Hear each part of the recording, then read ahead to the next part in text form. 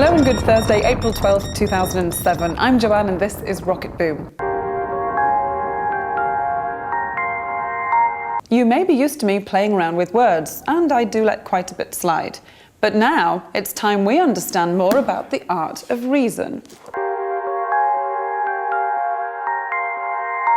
In other words, logic. Today we're going to explore a few common fallacies that you can use to take control of a conversation, and thus your life. If the theory of evolution was viable, then I should, occasionally, by subjecting this to energy, end up having new life. If evolution, then new life in peanut butter. That may sound just fine to some, but it is in fact a fallacy of false alternative. Excluding relevant possibilities without justification, such as what else they put in peanut butter. First of all, peanuts are legumes, not nuts.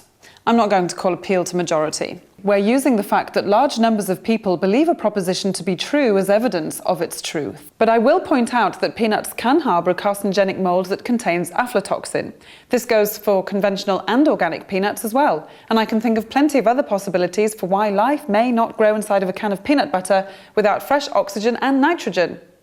In Larac versus Ivanans. Oh, the anger! Those guys just hate each other. What appears to be the fallacy of appeal to force. Trying to get someone to accept a proposition on the basis of a threat. It's just a friendly stage fight faked for TV ratings? Squirrel? Good luck, man. I'd be fine in playing an appeal to majority again, but I like the even stronger fallacy for this case, post hoc. Using the fact that one event preceded another as sufficient evidence for the conclusion that the first caused the second. You know, we could do this all day. Let's expedite today's opportunity while exploring the reason around us. It's hard for me to explain why that was the case. Just take my word for it.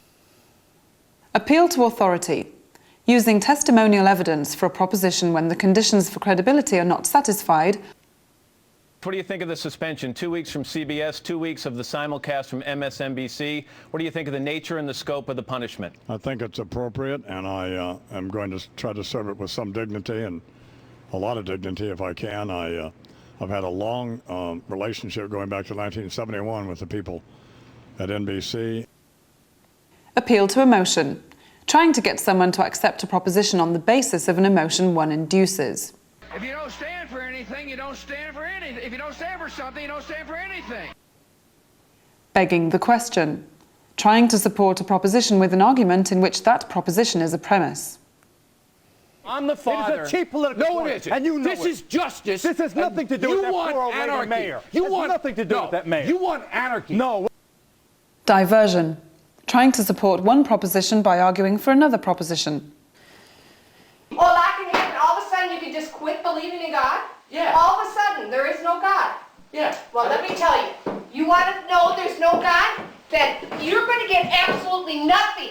Nothing for Christmas, because that's what Christmas is about, is Jesus Christ. Non sequitur. Trying to support a proposition on the basis of irrelevant premises.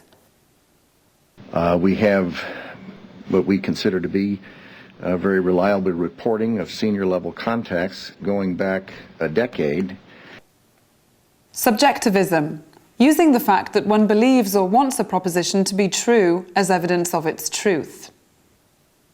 En los Estados Unidos, es importante hablar bien el inglés para poder progresar y tener éxito. False alternative. Excluding relevant possibilities without justification. And straw man. Trying to refute one proposition by arguing against another proposition. In summary, a fallacy is an error in reasoning, an argument in which the premises do not in fact support the conclusion.